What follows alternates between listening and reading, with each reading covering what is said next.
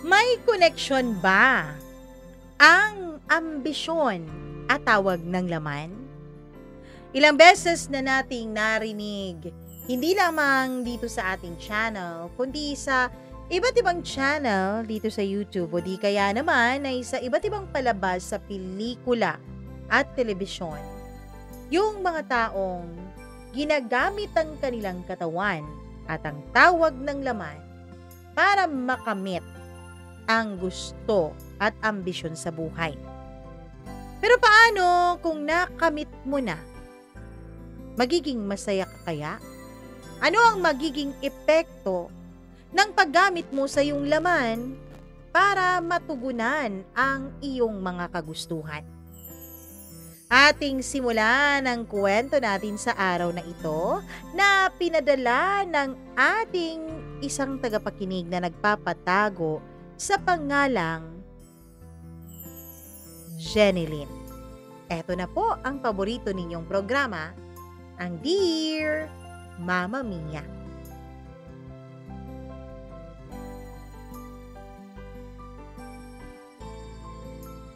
Lahat ng pwede kong isakripisyo ay ibibigay ko.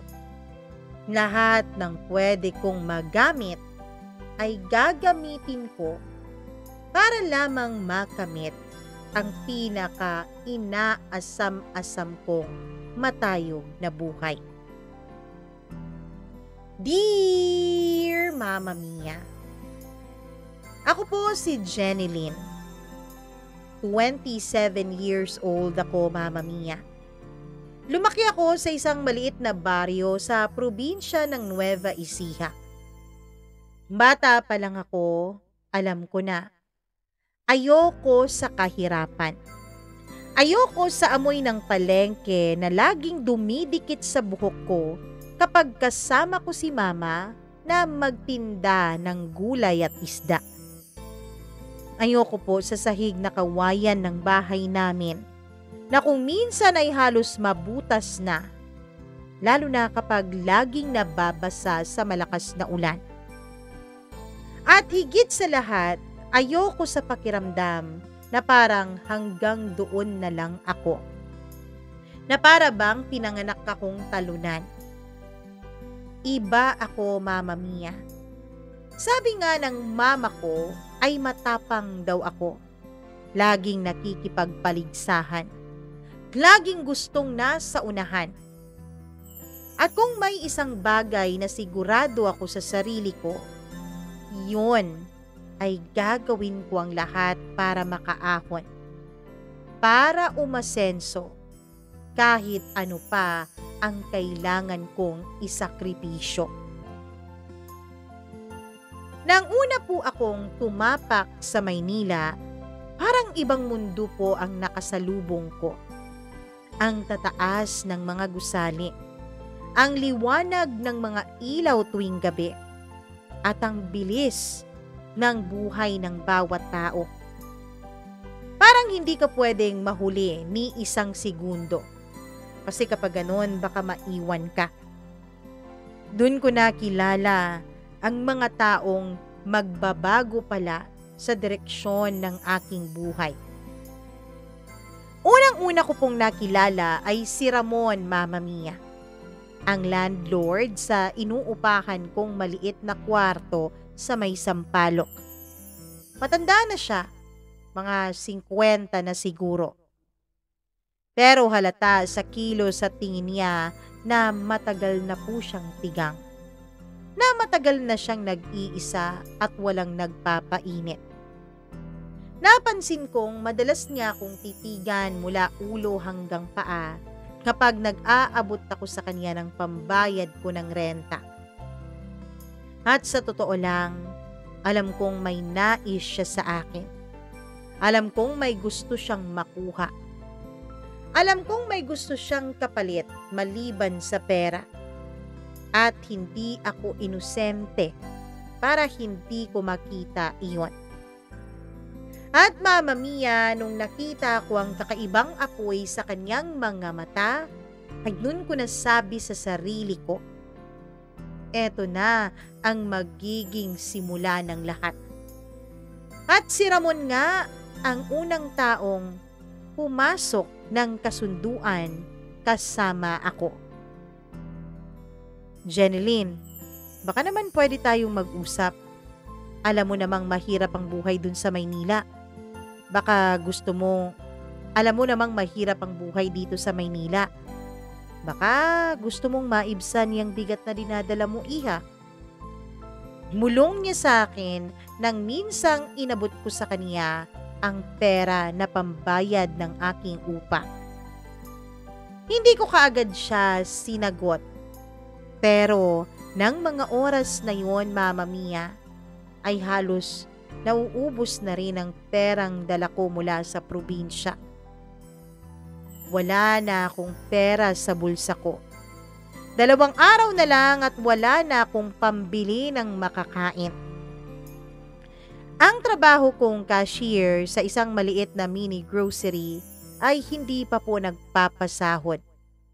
At alam ko na ang perang makukuha ko mula doon ay kulang-kulang pa sa renta ko, pagkain at pampamasahe. Kaya naman, nang inalok niya ako ng libreng 2 buwan ng renta, kapalit lamang ng 1 beses na pagtulog ko sa tabi niya, ay hindi na talaga ako nagdalawang isip, Mama Mia. Oo, nakakadiri. Oo, nakakapanindig balahibo na yung balat niyang kulubot na ay humahaplos sa balat ko. Pero pera na to eh. 2 buwan na akong makakatira ng maginhawa. Kaya naman pumayag ako, Mama Mia. At doon na nagsimula ang paglalaro ko na ang ginagamit ko pong puhunan ay ang sarili ko pong katawan. Mama Mia, hinding-hindi ko po malilimutan ang unang gabi na kasama ko si Ramon. Hindi dahil espesyal yun ha, kundi dahil yun ang unang gabi na binenta ko ang sarili ko kapalit ng kapakinabangan ng pera. Tahimik ang boarding house. Karaniwang ingay ng sampalok ay ang mga busina ng jeep, sigawan ng mga lasing sa kanto, mga batang naglalaro ng Jolen o Holen kahit na 10 oras ng gabi. Ang mga yon ay unti-unting naglaho nang pumasok na ako sa mismong silid ni Ramon. Amoy gin ang kanyang hininga nang lumapit po siya sa akin. Medyo nanginginig pa noon ang tuhod ko. Hindi dahil sa kinikilig ako, kundi dahil sa sobrang kaba. Hindi ko alam noon kung kaya ko ba talaga, Mama Mia. Pero naalala ko ang tiyan ko na halos 2 araw na lang ay hindi na magkakalaman. At ang supot ng bigas na naglalaman lamang ng 3 takal na nasa loob ng kwartong inuupahan ko. Huwag kang kabahan, Jeneline. Aalagaan naman kita eh. Nakakapangilabot pa niyang bulong sa akin habang dinadamanan niya ang braso ko. Hindi ako kumibo, Mama Mia. Pinikit ko na lang ang mga mata ko at hinayaan ko siyang ipagapang ang kamay niya sa buong kong katawan. Noon ko natutunan ang unang pinakamahalagang aral sa Maynila. Minsan, kailangan mong kalimutan ang sarili mong damdamin at emosyon para ikaw ay mabuhay. Pagkatapos ng gabing iyon ay parang naging normal na lang ang lahat. At kapag malapit na ang bayaran ng renta, ay pumupunta na lang ako sa kwarto niya. Kapag wala akong pera, may noodles na laging nakaabang sa lamesa ko kinabukasan. O di kaya naman ay mga mumunting grocery ng mga delata. Sa bawat gabi po ng pagtatalik naming dalawa ni Ramon, ay para bang unti-unti ring nagiging manhid ang katawan ko, Mama Mia. Parang unti-unti ko ring hindi nakikita at tinitignan ng katawan ko bilang isang mahalagang bagay para sa akin. Tinitignan ko na lamang ito bilang isang puhunan na pwede kong i-barter sa pera at pagkain. Unti-unting nawala ang nararamdaman kong hiya. Hindi na rin ako nakakaramdam noon ng konsensya. Iniisip ko, ano namang pakialam ng iba, katawan ko naman to. My body, my rules nga, ika nga, 'di ba? Sa halip noon, Mama Mia, ay unti-unti kong nararamdaman na meron akong kakaibang kapangyarihan. Kapag binubulungan ako ni Ramon na, ang ganda mo, Jenilyn, sa'yo lang ako nabubuhay ulit. Alam kong hawak-hawak ko siya sa leeg. Alam kong kahit anong gustuhin ko mula sa kanya, ay magkakandara pa siyang ibigay sa akin iyon. At kapag hawak ko siya, may siguradong bubuhos sa akin. Pera, pagkain, at seguridad. Pero Mama Mia, hindi po ako nakontento sa kung anong pwede na ibigay sa akin ni Ramon. Hanggang sa isang gabi, naisip kong hindi pwedeng si Ramon lang. At doon na pumasok sa eksena si Charlie. Isang customer sa grocery kung saan ako nagtatrabaho. Matangkad si Charlie, gwapo, mukhang galing sa disente at may kayang pamilya. Madalas po siyang bumibili ng mga alak, mga imported chocolates at mga sigarilyong mamahalin. Yung mga sigarilyong hindi nabibili sa palengke. Sa unang tingin pa lang, alam kong malaki at malawak ang mundo niya kaysa sa mundong kinalakihan ko at mundong ginagalawan ko. Miss, ikaw na ba lagi rito? Nakakaaliw kang kausap eh.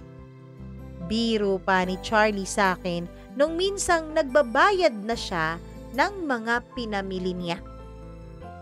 Napangiti lang ako. Pero sa loob-loob ko ay may kumikislap na isang napakagandang idea. Eto na ang pagkakataon ko. Pagkakataon dahil siya na mismo ang pumasok sa mundo ko. Mama Mia, alam ko naman talaga at aware ako na may itsura talaga ako. Alam ko at marunong din akong kumilos para makakuha ng atensyon mula sa kalalakihan. Bata pa lamang ako ay maraming nagsasabi sa akin na maganda ako.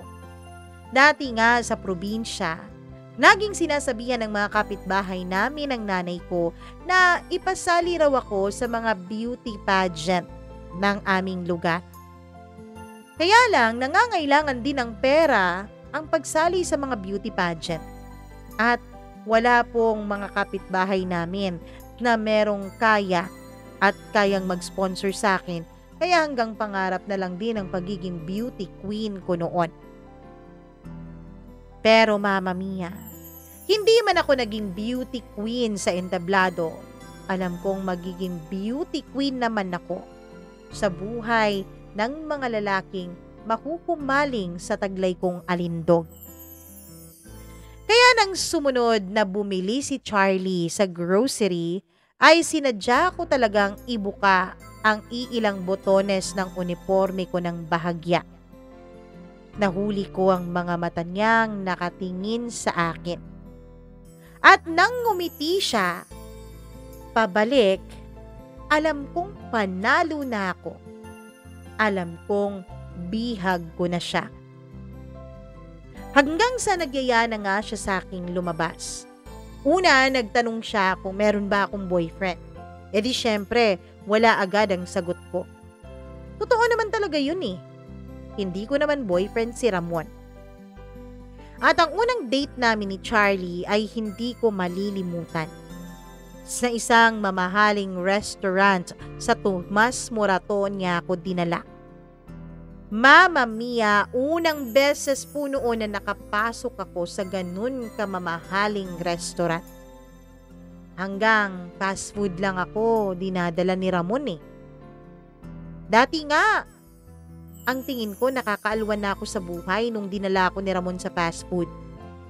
Pero mas may maganda pa pala na pwedeng i-offer sa akin ang iba. Hindi ako sanay na kumain ng steak pero nagkunwari po akong komportable. Hindi ko rin kayang bumili ng wine sa tanang buhay ko.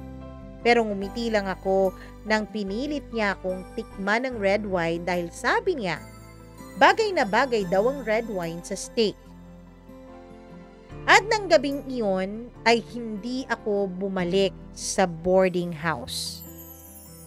Oo, kahit unang date pa lang naming dalawa ni Charlie ay hindi na ulit ako bumalik sa boarding house na yon. Dinala niya ako sa kondo niya sa May Ortigas. Doon ko nakita ang mundong matagal ko na pong pinapangarap. Malambot na kama, malamig na aircon, shower na hindi na kailangang igibin at meron pa talagang hot and cold. Tapos pagkain na hindi delata at hindi instant noodles o di kaya'y itlog. At oo, Mama Mia, nangyari na rin ang alam mong mangyayari. Mas bata si Charlie kumpara kay Ramon ng di hamak. Kaya naman mas agresibo siya at mas malakas kesa kay Ramon. At habang hinahaplos niya ako sa gitna ng gabi, ang nasa isip ko lang, Mama Mia, habang nakahiga ako sa napakalamig niyang kama at napakalambot, ay sinasabi ko sa sarili ko, eto ang buhay na gusto ko at gagawin ko ang lahat para manatili lang ako dito. Ngayon ay dalawa na ang lalaking nagbibigay sa akin ng kapakinabangan. Si Ramon, pangsiguridad ko sa araw-araw. Si Charlie naman, pangarap na baka magdala sa akin sa isang buhay na nararapat sa akin, sa isang buhay na dati ay pinapangarap ko lamang. At doon mas lumaki ang scope ng paglalaro ko. Minsan, Mama Mia, naisip ko baka mali ang ginagawa ko. Pero sa tuwing nakikita ko ang laman ng wallet ko o nararamdaman ko ang malambot na kutsyon sa kondo ni Charlie, ay natatabunan lahat ng pag-iisip ko tungkol sa aking ginagawa. Natatabunan ng munting boses na nagsasabi sa akin na hindi tama ang aking mga pinaggagawa. Dalawang lalaki, dalawang magkaibang mundo. At nasa gitna ako. Naglalakad sa manipis na lubid na siyang naghihiwalay sa dalawang mundong iyon. Si Ramon, ang matanda kong landlord, ay naging parang seguridad ko. Kapag wala akong pera ay nariyan lang siya. Madali siyang manipulahin dahil sabik na sabik siya sa init ng aking katawan. Isang kindat lang, isang haplos lang sa kanyang hita habang nag-aabot ako sa kanya ng listahan ng mga gusto ko, ay para bang nawawala na lahat ng alalahanin ko.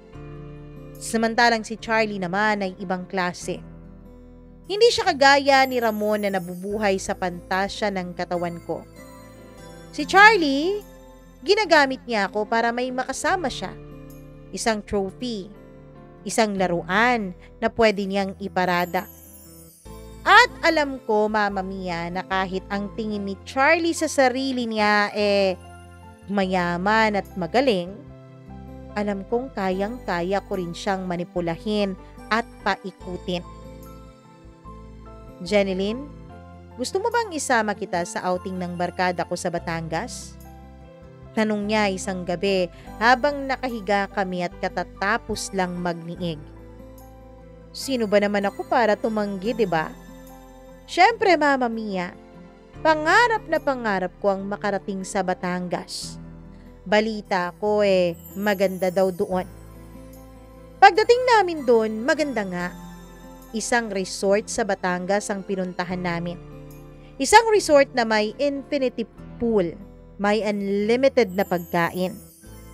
Lahat ng ito, noon, sa TV ko lang napapanood. Pero ngayon, ako mismo ang naroon. Naka two-piece bikini at tinatabihan ng mga kaibigan ni Charlie na halatang mayayaman at sanay sa luho. Ako ngayon ang nagtatamasa sa dating pangarap ko lang na tanawin. Mama Mia, habang nandoon kami sa resort na yon, ay doon ko nalaman na hindi lang pala si Charlie ang nagkaka-interes sa akin. Si Patrick, isa sa mga barkada niya. Hindi maitago ang tingin sa akin. Mas matangkad si Patrick, mas brusko at mas may halong yabang ang bawat salita niya kumpara kay Charlie. Sa unang pagkakataon, naramdaman kong tinititigan ako ni Patrick hindi bilang girlfriend ni Charlie, kundi bilang babae na gusto rin niyang maging sa kanya. Isang babaeng gusto rin niyang angkinin ng palihim.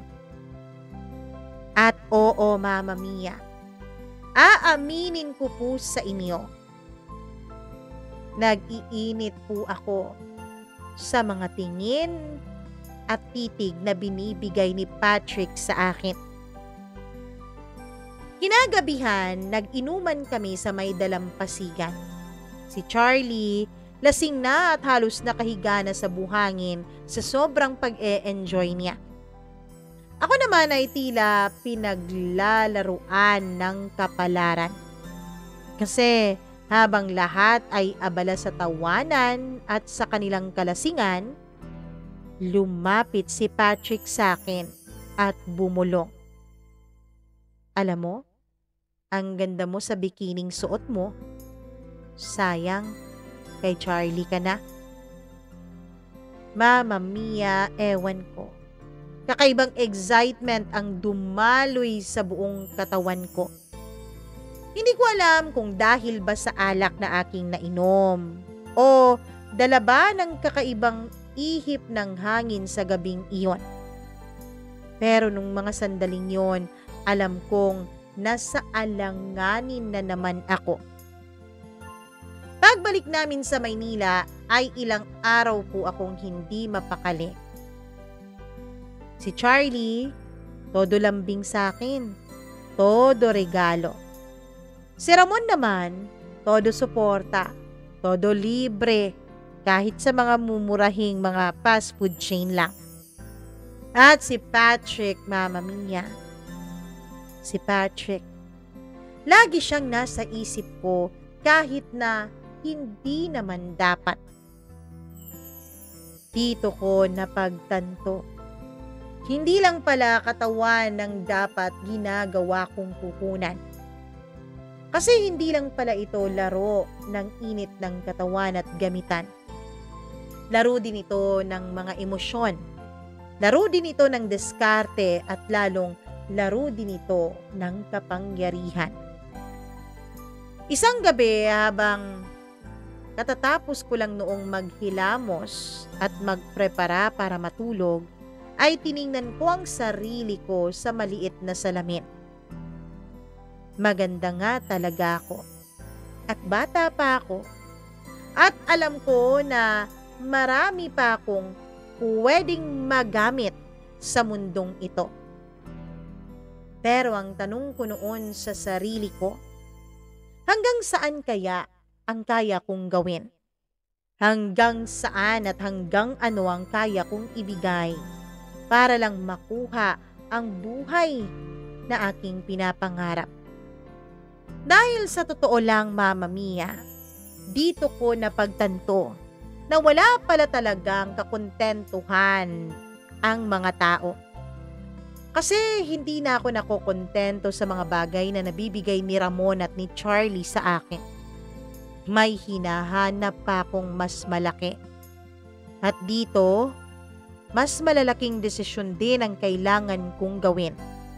Mga desisyon na magdadala pala sa akin sa mas mainit at mas mapanganib na mga sitwasyon. Akala ko simple lang ang buhay kapag may dalawang lalaking nagbibigay ng seguridad at luho mo. Si Ramon, syempre, at si Charlie, na parang pinapalasap sa akin ang buhay na dati ay pangarap ko lamang at sa imagination ko lamang natitikman. Pero Mama Mia, hindi pala ganun kadali, lalo na kapag may ipinapapasok ka ng pangatlong tao sa buhay mo. At oo, ang ikatlong taong iyon ay si Patrick na kaibigan ni Charlie. Mula nung outing namin sa Batangas ay hindi ko na siya matanggal sa isipan ko. Ang mga titig at tingin niya sa akin, may halong pagnanasa at kumpiyansang kakaiba. Iba siya kay Charlie na medyo sweet at maalaga. Iba siya kay Ramon na desperado at napakadaling paikutin. Si Patrick, Mama Mia, ay parang katulad ko. Parang nakikita kong laro lang para sa kanyang lahat. At kahit natatakot ako, Mama Mia, ay parang naeengganyo ako na makipaglaro din sa kanya. Parang naeengganyo ako na makipaglaro sa isang taong alam ang larong nilalaro ko. Isang gabi nagkayayaan ang mga barkada ni na Charlie ng inuman sa isang bar sa may BGC. Siyempre, isinama ako ni Charlie. Nakasuot ako noon ng itim na bodycon dress na halos yakap-yakap ng mahigpit ang katawan ko. Nung makarating kami dun sa bar ay naramdaman ko kaagad ang mga mata ni Patrick na nakatutok sa akin ng palihim kapag hindi nakatingin sa amin si Charlie. Habang sumasayaw kami ni Charlie sa dance floor, ay bigla niya akong iniwanan sandali para pumunta raw siya ng CR. At doon, nangyari ang isang bagay na hindi ko inaasahan. Si Patrick, Mama Mia. Bigla na lang siyang lumapit sa likuran ko. Hindi siya nagsalita. Basta na lang niya idinikit ang kanyang bibig sa likod ng tenga ko at bumulong. Bakit ba hindi ka na lang sa akin sumama? Parang biglang uminit ang buong katawan ko na parabang nagdidiliryo ako. Hindi ko alam kung sasagot ba ako o lalayo sa kanya. Pero ang ginawa ko, Mama Mia, alam mo ba? Ngumiti lang ako ng konti, tsaka ko hinayaan na dumikit siya ng bahagya sa likuran ko habang tumutugtog ang malakas na bass ng musika. Isang iglap lang yun, pero alam kong dun nagsisimula ang pakikipaglaro ko sa isang taong expert. Pag-uwi namin ni Charlie sa kondo niya, ramdam ko kaagad ang kakaibang libog niya. Siguro dahil nakita niyang marami ang nakatingin sa akin kanina dun sa bar. Pero habang hinahaplos niya ako, ibang mukha ang pumapasok sa isipan ko. Hindi siya, kundi si Patrick. Mama Mia, dun ko naisip. Hindi na lang ito tungkol sa laro ng pera o seguridad. Ito ay tungkol na rin sa tukso at sa thrill na binibigay ni Patrick sa akin. Ilang araw matapos ang gabing yon na nagdikit ang mga katawan namin ni Patrick, ay nakatanggap ako ng mensahe mula sa isang unknown number. Hi Jeneline, si Patrick to. Coffee naman tayo minsan. Huwag mong sasabihin. Kay Charlie ha?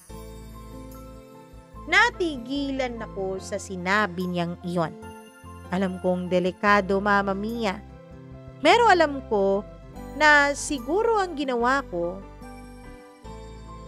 o ang ginagawa ko ay makakapagbigay ng kakaiba rin na pagtupad o katuparan sa aking pangarap. At oo, Mama Mia, pumayag ako sa alok niyang pakikipagkape. Nagkita kami sa isang coffee shop sa Ortigas. Casual lang ang usapan namin nung una. Tungkol sa trabaho, sa barkada at sa mga plano sa buhay. Pero ramdam ko, hindi iyon ang dahilan kung bakit niya ako gustong makita. At bago ako umuwi, bago kami maghiwalay, ay bigla niyang hinawakan ang kamay ko sa ilalim ng mesa. Hindi niya ako tinitigan. Hindi rin siya nagsalita, pero ramdam ko ang init ng kaniyang palad. Parang apoy na dumaloy papunta sa dibdib ko. At alam ko, Mama Mia, na ang apoy na yun ay hindi ko na kaya pang itatwa pa. Ang apoy na yun ay hindi ko na kayang pigilan pa. Ngayon, 3 na sila. 3 lalaking sabay-sabay na pumasok sa buhay ko. At ako ang nagdedesisyon kung papaano ko sila gagamitin para sa katuparan ng buhay na pangarap ko. Pero ang tanong, Mama Mia, ang tanong na dati ay hindi ko pinapansin. Hanggang kailan ko ba itatago o matatago ang lahat ng kasinungalingan ko? Nung una, akala ko kaya kong kontrolin ang sitwasyon. Akala ko kaya kong sabayan ang laro. Si Ramon, si Charlie, at si Patrick. Pero hindi ko inaasahan na kung gaano ako kabilis na nakakuha ng 3 lalaki, ganun din pala kabilis na may mangyayaring hindi ko magugustuhan. Nagkita kami ni Patrick isang gabi. Lingid syempre sa kaalaman ni Charlie. Sabi niya, saglit lang, Jenilyn. Wala namang masama sa kape, diba? Pero hindi kape ang totoong pakay niya. Nagkita kami sa isang maliit na bar sa Kapitolyo. Hindi masyadong matao, hindi rin masyadong maingay. Umorder siya ng beer at ako naman ay cocktail. Pero halos hindi ko na natikman ang iniinom ko kasi naramdaman ko kaagad ang mainit niyang titig sa akin mula ulo hanggang paa.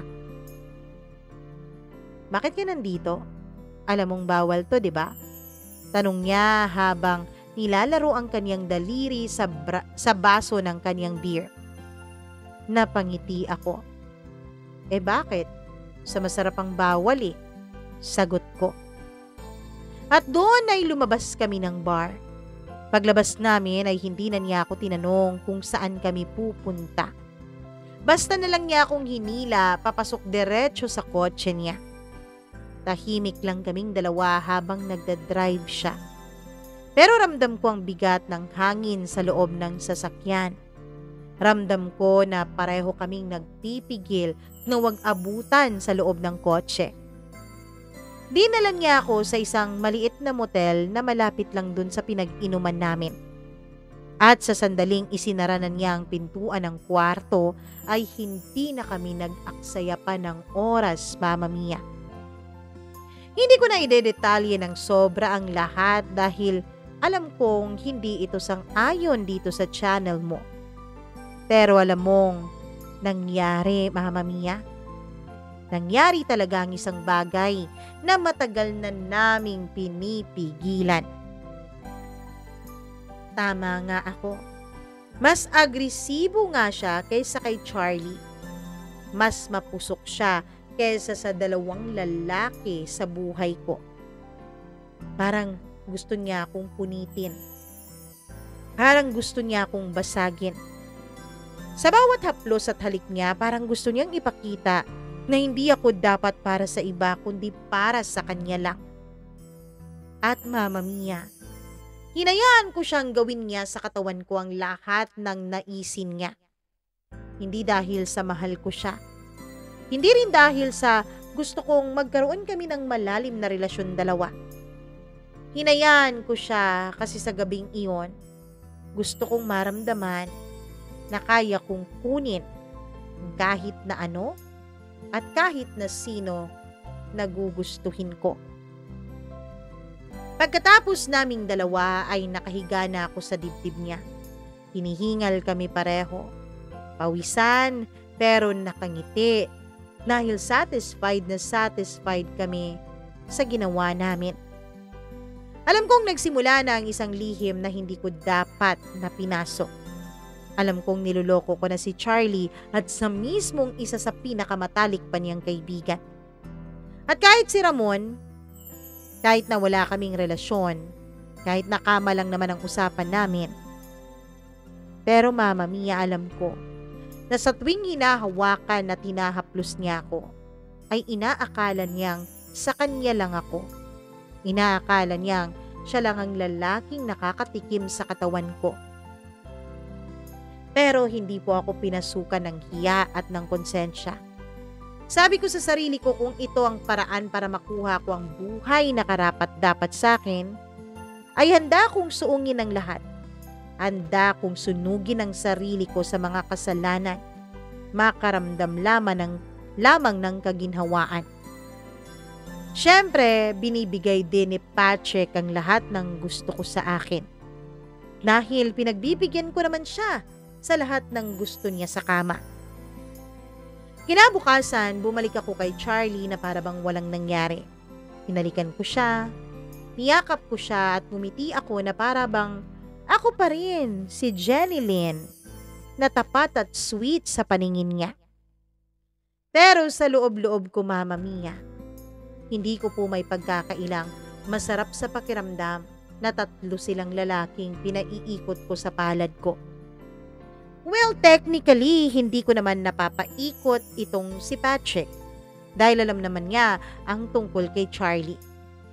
Kaya lang, hindi din alam ni Patrick ang tungkol kay Ramon. Akala niya dalawa lang sila ni Charlie. Kaya sumatotal, tatlo pa rin silang napapaikot ko. Pero ang hindi ko alam, Mama Mia, dito pala unti-unting magkakaroon ng malaking gulo sa buhay ko. 3 lalaki, 3 lihim, at isang katawan na ginagamit ko para makuha ko ang lahat ng yon. Minsan naiisip ko, Mama Mia, para pala akong naglalakad sa isang manipis na yelo. Isang maling hakbang ko lang ay pwede na akong lumubog. Ngunit sa isang banda, alam kong hawak ko si Ramon. Isang text ko lang ay may grocery na agad na darating sa pinto ng boarding house ko. Sa kabilang banda, kay Charlie, matutupad lahat ng luho ko. Shopping, kainan sa mamahaling resto, gala sa mga lugar na dati ay sa TV ko lang nakikita. At sa isa ko pang lihim na mundo, kay Patrick, bukod sa apoy at thrill, at sa sarap ng bawal na hindi ko mapigilang tikman, ay minibigay din niya sa akin ang mga bagay na dati ay pangarap ko lamang. Tulad ng mga mamahaling alahas. Sabi pa niya sa akin, Mama Mia, baka raw kapag nakabili na siya ng bagong kotse, ibibigay na niya sa akin yung luma niya. Pero hindi ako tanga. Alam kong darating ang araw na may isa sa kanilang makakaamoy din sa aking kasinungalingan. Isang gabi habang nasa kondo kaming dalawa ni Charlie, nakahiga siya. Lasing na dahil nag-inuman kami. At habang nakapikit siya ay biglang nag-vibrate ang cellphone ko na binigay sa akin ni Patrick. At mensahe mula kay Patrick ang nakita ko. Miss na kita. Pwede bang huwag ka nang magpanggap dyan kay Charlie? Sabihin mo na sa kanya na ako ang gusto mo. Halos mahulog ako sa kama nung mabasa ko yon. Buti na lang natutulog na noon si Charlie at hindi niya narinig ang malakas na kabog ng dibdib ko.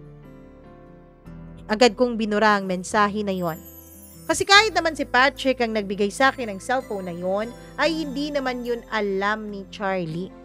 Ang akala niya, pinaghirapan ko ang perang pinambili ko doon. Kinabukasan, nagpunta ako sa boarding house para kunin ang iilang damit na naiwan ko. Sumalubong sa akin si Ramon sa may hagdan. Jeneline, ang tagal mo nang hindi umuuwi dito ah. Ang tagal mo na rin hindi pumapasok o dumadaan sa kwarto ko. Sabi niya sabay ngisi. At alam ko ang ibig niyang sabihin. Mama Mia, para wala ng gulo. Nung umalis na ang halos lahat ng ka-boardmates ko, ay pumasok ulit ako sa kwarto ni Ramon. Hindi dahil gusto ko, kundi dahil kailangan ko pa rin naman ang lugar na yon. Kailangan ko pa rin naman na huwag niyang ibigay sa ibang tao yon. Dahil kapag nagkagipitan, at least meron akong mauuwian. Habang hinahawakan ako ni Ramon, ay iniisip kong nakakadiri ito. Kaya lang, tinatanggap ko na lang sa sikmura ko para nang sa ganon ay secured ako. Hindi ko alam, Mama Mia, pero nagsimula na ring maging mapanuri si Charlie. Jen, bakit parang laging busy ka yata ngayon? Lagi kang may lakad, lagi kang may dahilan. Sabi niya minsan nung magkasama kami at nagpaalam ako sa kanya na baka mamaya ay hindi ako sa kondo niya matutulog. Pinilit kong ngumiti, pinilit kong magpaliwanag. Kasi nag-extra shift ako sa grocery. Alam mo naman 'di ba? Gusto ko pa ring makatulong sa pamilya ko dun sa probinsya kahit papaano. Palusot ko. At ngumiti siya, halatang naniniwala. Ang totoo, Mama Mia, lahat ng sahod ko sa grocery ay pinapadala ko po sa probinsya. Kasi dito sa Maynila, meron namang sumasagot sa lahat ng pangangailangan ko eh. Pinakamalala, isang gabi habang magkasama kaming dalawa ni Patrick sa kotse niya, ay biglang nag-ring ang cellphone ko at tumatawag si Charlie. At sa lakas ng kaba ko ay hindi ko agad nasagot ang tawag na yon. Nakita ko ang ngiti ni Patrick habang hawak-hawak niya ang hita ko at binababa ang panloob ko. Nakaskirt kasi ako noon. Delikado, 'di ba? Pero kapag delikado, dito mas masarap. Sabi niya sabay diin ng pagkakahawak niya. At sa sandaling yun, alam kong lalong masisira ang buhay ko kapag hindi ako tumigil. Pero Mama Mia, kahit nagustuhin ko man ay tila sarili ko lang din ang nagsasabing hindi ko na kaya pang tigilan ito. Mula noon ay nabubuhay na ako sa takot at thrill. Takot na baka mabuking ako ni Charlie. Takot na baka makompromiso ako kay Ramon. Takot na baka mahuli rin ni Patrick na bukod kay Charlie at sa kanya ay may Ramon pa. Pero sa kabila ng lahat, ewan ko ba kung bakit parang mas nati-turn on pa ako sa magkahalong panganib at thrill. May kasabihan, Mama Mia, walang lihim na hindi nabubunyag. At noong panahong yun, ramdam kong papalapit na ng papalapit ang oras na mabubunyag na ang mga lihim ko. Isang Sabado ng gabi, nagyaya si Charlie na mag-dinner sa isang mamahaling restaurant sa Makati. Ako syempre, game agad. Dinner na yun eh. Nakasuot ako ng red dress na body hugging. Yung tipong mapapalingon ng kahit na sinong lalaki. Kahit pa yung mga may kasamang asawa at nobya. Habang kumakain kami, hawak niya ang kamay ko sa ibabaw ng mesa. Napaka-sweet niya. Para bang proud na proud siya na kasama niya ako. Pero habang nakaupo kami doon, may naramdaman akong malamig na pawis sa batok ko. Bakit, Mama Mia? Kasi namataan namin na naroon sa kabilang mesa si Patrick. Kasama pa ang dalawang kaibigan at kabarkada nila. Nakita niya ako at nginitian niya ako. Yung ngiti na parang nagsasabing, akin ka rin. Kinabahan ako at baka makita ni Charlie ang palitan namin ng ngiti ni Patrick. Baka bigla siyang magtanong. Buti na lang at natapos ang dinner na yun na walang gulo. Nag-usap sila at nagkamustahan at pasimple pa rin akong kinikindatan ni Patrick pero parang hindi naman nakahalata si Charlie. Kinabukasan sa loob ng kwarto ko sa boarding house ay dumalaw si Ramon. Mama Mia, bubuksan ko palang sana ang pinto para umalis. Sakto namang siyang pagkatok ni Ramon. Habang papasok siya ay may pamilyar na boses na bumungad sa akin mula sa labas. Jenilyn, napalingon ako. Gulat na tila panaginip ang lahat. Si Charlie, Mama Mia. Hindi ko alam kung bakit siya nandun. Siguro sinundan niya ako o baka may kilala siya sa lugar na yon. Pero ramdam kong biglang bumigat ang mundo ko. Anong ginagawa mo dito? Tanong ko. Mama Mia. Nagtanong din siya kung anong ginagawa ko doon.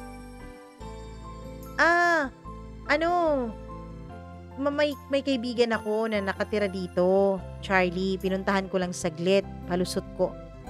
Ikaw, anong ginagawa mo dito?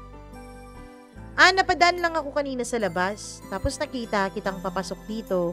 Kaya huminto ako at pumasok. Mama Mia. Nagulat ako. Dahil bigla ding nagsalita si Ramon sa likuran ko.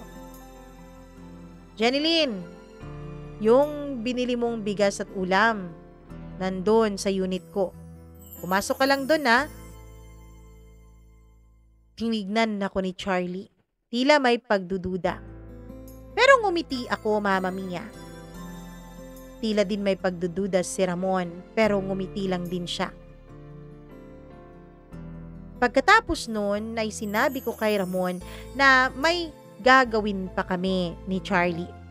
Pasimple kong sinabi na isa si Charlie sa mga boss ko sa trabaho. Buti na lang at madaling paikuti ng matandang iwan. Kaya naman lumabas kami ni Charlie at sumakay sa kanyang kotse at bumalik sa kondo niya. Pagka-uwi namin ay hindi siya nagsalita. Tahimik lang siya habang nagdadrive. Ramdam ko ang bigat ng pag-iisip niya. Yun si Mang Ramon. Tatay yun ng kaibigan ko. Pinakiusapan ko kasi yung kaibigan ko. Sabi ko yung dun nakatira na ibili ako ng groceries. Tumango lang siya pero hindi ko alam kung naniniwala ba. Hanggang sa tinanong ko siya, Charlie, mahal mo ba ako? Napatingin siya sa akin at ngumiti. Pero hindi ako sigurado, Mama Mia, kung naniniwala siya sa akin. Pero hinawakan niya ang kamay ko at tumango at sinabing mahal daw niya ako. Ilang linggo matapos ang muntikang pagkakabuko ko doon sa boarding house ay parang naramdaman kong nanlamig si Charlie. Hindi na siya ganun ka-sweet, hindi na rin siya ganun ka-attentive sa akin. Kapag kasama ko siya, ramdam kong parang may iniisip siya. At ako naman, todo effort sa pagpapanggap, mas naging malambing ako, mas naging sweet at mas naging girlfriend material. Pero sa likod ng lahat ng yun ay patuloy pa rin ang pagkikita at pagtatagpo namin ni Patrick. Pati rin ang pagtatagpo namin syempre ni Ramon 2 beses sa isang buwan. Mama Mia, isang gabi ay nag-aya si Charlie sa akin na mag-bar daw kami. Akala ko kaming 2 lang pero pagdating ko doon ay nandun ang buong barkada, pati na rin si Patrick, Mama Mia. Gulat na gulat ako. Hindi ko kasi alam na nandun si Patrick. Hindi rin naman niya alam na pupunta kami ni Charlie. Pero gaya ng nakasanayan, nalasing na naman si Charlie. Nung nag-excuse ako para pumasok sa CR ng bar, ang hindi ko alam ay sinundan pala ako ni Patrick. Hinarangan niya ako at hinalikan ng mariin. Buti na lang at nagkahiwalay na kami bago pa may makapansin sa aming tao na kakilala nila. Mga 2 segundo lang siguro nung nagkahiwalay ang mga labi namin ni Patrick nung nakita kong paparating ang isa sa mga kaibigan nilang babae. Mama Mia, mula sa gabing yun ay hindi na ako tinantanan ni Patrick. Kahit alam niyang magkasama kami ni Charlie, ay lagi pa rin niya akong tinitext. Tinitext ng mga malalaswa. Tinitext na namimiss daw niya ang katawan ko. Namimiss daw niya ang mga gabi na magkasama kaming dalawa. Mama Mia, mula noon ay tila mas lalo pang naging close si Patrick kay Charlie.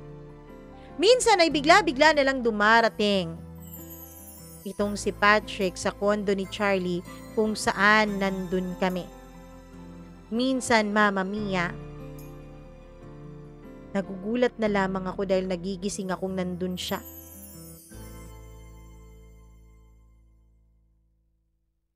Hanggang sa lumipas ang ilang mga araw, bigla akong nakatanggap ng tawag mula kay Ramon.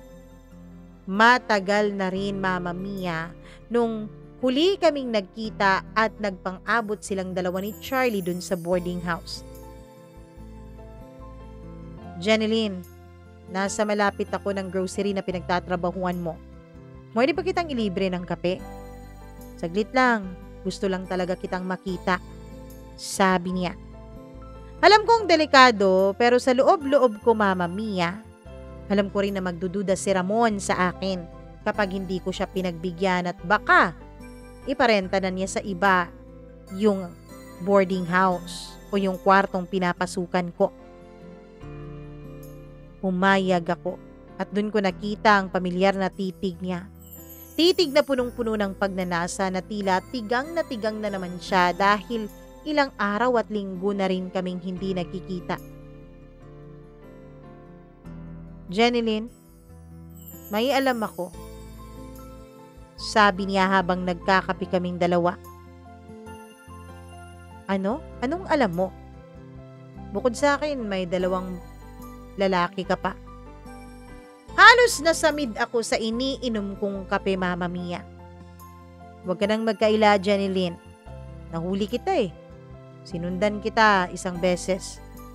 Kaya alam kong 3 kami sa buhay mo. Bakit ka pumapayag na pinapaikot ka ng 2 batang yon? Kung ako ang pipiliin mo, kaya ko namang ibigay ang lahat sa'yo. Ngumiti ako. Well, dahil alam mo na, at tita ko naman na parang tanggap mo, huwag mo na lang pakialam ang mga diskarte ko. Okay? Sabi ko sa kanya. Habang lumalalim ang gabi, nakatanggap ako ng mensahe mula kay Patrick. Sabi niya miss na raw niya ako. At kung hindi ko raw siya pupuntahan, baka madulas siya at sabihin na lang kay Charlie ang lahat tungkol sa amin. Nanlamig ako, Mama Mia. Alam kong hindi siya nagbibiro. Ramdam kong nagsisimula na rin sa pagiging desperado itong si Patrick. Samantalang sa harapan ko naman ay naghihilik na itong si Ramon. At inaalok sa akin ang buo niyang boarding house na ako na raw ang kukuha ng renta. Kinabukasan, pumayag akong makipagkita kay Patrick. Nagkita kami sa isang parking lot. Mainit ang ulo niya. Halatang naiinis na. Pwede ba, Jeneline? Huwag mo na akong gawing panakipbutas dyan kay Charlie. Kung ayaw mo sa akin, sige sabihin mo. Pero kung iiwan mo ako, sisiguraduhin ko rin na hindi lang puso ko ang mawawasak, kundi pati buhay mo. Pati ang relasyon ninyong dalawa ni Charlie. Patrick, pwede ba? Huwag mong guluhin ang lahat. Hindi mo ako pwedeng i-blackmail. Kaya ko, Jenilyn. At gagawin ko kung lalayuan mo ko. Mama Mia, dun na ako nakaramdam ng takot. Isang gabi habang natutulog si Charlie at nakasandal ako sa tabi niya ay hindi ako mapakali. Bigla kong nakita ang cellphone niya sa mesa at doon ay may isang pangalan akong hindi inaasahang mabasa. Pangalang Ramon. Iisa kaya ang Ramon na ito? At ang Ramon na kakilala ko? Natatakot ako nun, Mama Mia.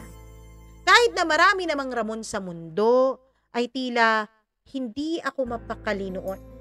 Parang may kakaiba talaga. Hindi ko mabuksan yung cellphone niya. Pinilit kong buksan gamit yung password na alam ko, pero hindi ko na mabuksan-buksan. Na tila ba, binago niya talaga ang password niya. Nag-iisip ko, ano kayang nangyayari dito? Mula noon ay naging masalimuot na ang buhay ko. Hanggang sa hindi na nakatiis itong si Patrick. Isang gabi ay sumugod siya sa kondo habang naroon si Charlie. Wala man lang siyang paalam na pupunta. Basta na lang siyang kumatok at halatang lasing at galit. Binuksan ni Charlie ang pinto at halos magulat siya sa pagbati. Tol, pwede bang tigilan na natin ang pagpapanggap na to? Alam kong alam mo na may relasyon kaming dalawa ni Jenilyn. Mara akong binuhusan ng kumukulong tubig. Namutla ako, hindi makapaniwala. Ano raw, Jenilyn? Ano tong sinasabi ni Patrick? Hindi ako makapagsalita pero nang makita kong naglalapit na ang kamao ni Charlie kay Patrick ay agad akong sumigaw. Tama na! Oo, totoo. Pero Charlie, hindi mo naiintindihan. At doon gumuho ang mundo ko. Mama Mia, kitang-kita ko kung paano nasaktan ng husto si Charlie. Agad niyang sinuntok itong si Patrick. Sa gitna ng gulo ay nagulat ako dahil biglang dumating si Ramon. Hindi ko alam kung paano niya nalaman pero naroon siya. Inaabangan ang tila pagbagsak ko. Mang Ramon, sabi ni Charlie. Kita mo na? Hindi ka naniniwala, no? Niloloko ka ni Jenilyn. At hindi lang si Patrick ang lalaki niya, kundi ako din. Mama Mia, basag na basag noon ang mukha ni Charlie. Si Patrick naman ay natigalgal na tila ba nahimasmasan sa kanyang kalasingan. Anong sabi mo, Manong? Pati ikaw, lalaki ni Jenilyn? Hoy, kayong mga bata kayo. Huwag kayong magmayabang sa isa't isa. Nauna ako sa inyo kay Jenilyn. Dun na sila tuluyang nagkagulo, Mama Mia. Umalis si Charlie ng gabing yon nang hindi man lang lumingon. Si Patrick naman ay tinitigan ako na tila diring-diri sa akin. Huwag kang mandiri sa akin, Patrick. Tulad ni Ramon, hindi kita mahal. Ginamit lang kita. Napahinto siya. Parang nawalan din siya ng lakas sa mga narinig niya mula sa akin. Ngunit bago siya tuluyang umalis ay nagsalita siya. Isang araw babalik din lahat sa'yo ng panluloko mo, Jenilyn.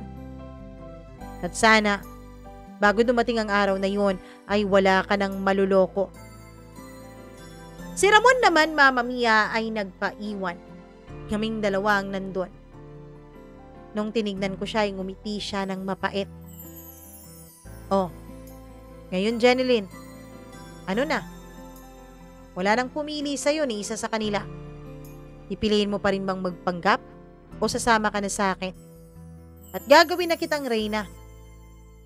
Reyna ko. Umalis ka. Umalis ka dito. Hindi ako aalis dito. Alam kong wala kang ibang mapupuntahan. Lumipas ang mga linggo. Hindi nga bumalik si Charlie dun sa kondo niya. Wala na rin Patrick na nagparamdam sa akin. Nagdesisyon akong lumayo, Mama Mia. Ang natira na lang sa akin ay yung unang lalaking naging biktima ng laro ko. Si Ramon. At oo, sumama ako sa kanya. Sa simula, kung tutuusin ay parang nanalo pa rin naman ako. Kasi si Ramon, may pera din naman siya. May ginawa din naman siyang nabibigay sa akin. Pero habang tumatagal, ay nararamdaman kong hindi ako masaya. Sa tuwing hinahalikan niya ang katawan ko, Mama Mia, sa tuwing niyayakap niya ako at sa tuwing pinag-iisa niya ang mga katawan naming dalawa, ay diring-diri ako sa sarili ko. At nito ko namalayan at napagtanto na iisang lalaki lang palang nakabihag sa puso ko. Kahit nung mga pagkakataon na 3 silang naghahati-hati sa katawan ko. Si Charlie. Si Charlie ang mahal ko. Minsan nagising ako, Mama Mia.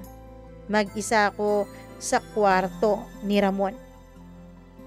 Bumangon ako at tiningnan ang sarili ko sa salamin.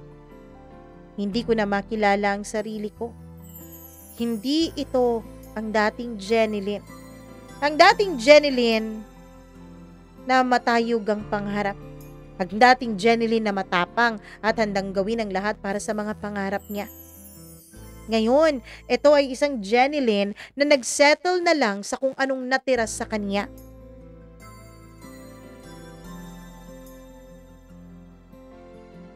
Mama Mia, habang sinusulat ko po ito ay magkasama pa rin kaming dalawa ni Ramon. Ilang taon na ang nakalipas. Unti-unti na rin akong lumulosyang.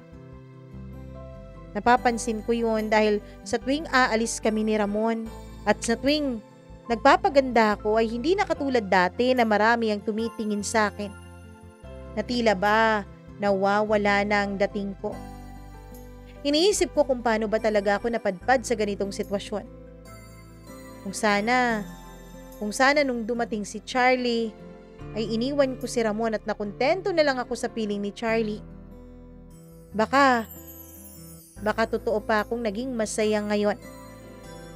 Pero alam kong hindi ko na mababawi ang lahat ng pagkakamali ko. Kaya't iisa lang talaga ang natutunan ko, Mama Mia. Ang babaeng gagawin ang lahat para umangat, kahit sa maling paraan, ay siguradong darating ang panahon na babagsak din. At ang pagbagsak na yon, mas masakit, mas marumi, at walang kasiguraduhan kung may makakasalupa sa iyo sa dulo. Mama Mia, isinulat ko po itong aking kwento para po sana bigyan ng leksyon, lalong-lalo na yung ibang mga kabataan ngayon na parang sinusundan ang mga yapak ko.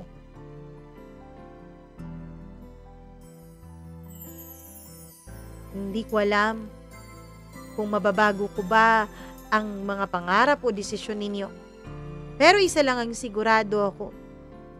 Kahit nung mga panahon na nakamit ko ang karangyaan, ang yaman, aaminin kong hindi pala talaga ako totoong naging masaya noon. Dahil may kulang. At yun ay ang pagmamahal ko sa sarili ko. Na ngayon ay hindi ko alam kung mababawi ko pa ba, Mama Mia. Maraming salamat po. Hanggang dito na lang itong aking kwento. Lubos na nagsisisi, Jenilyn.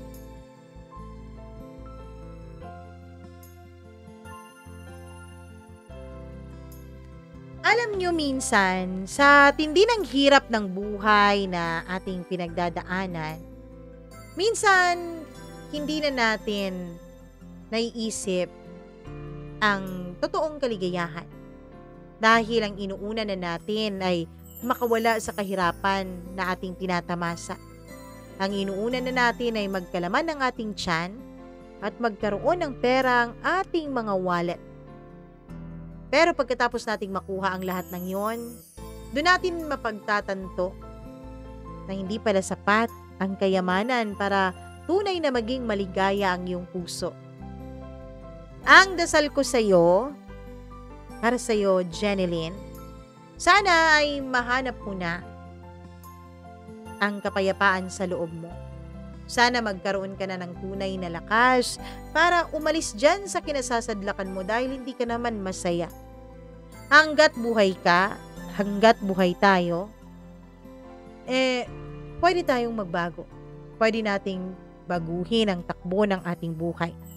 At tandaan mo, kung lalapit ka sa Panginoon, hihingi ka ng tulong, napaka makapangyarihan yan na sa isang iglap lang pwede niyang baguhin up to 180 degrees ang buhay mo.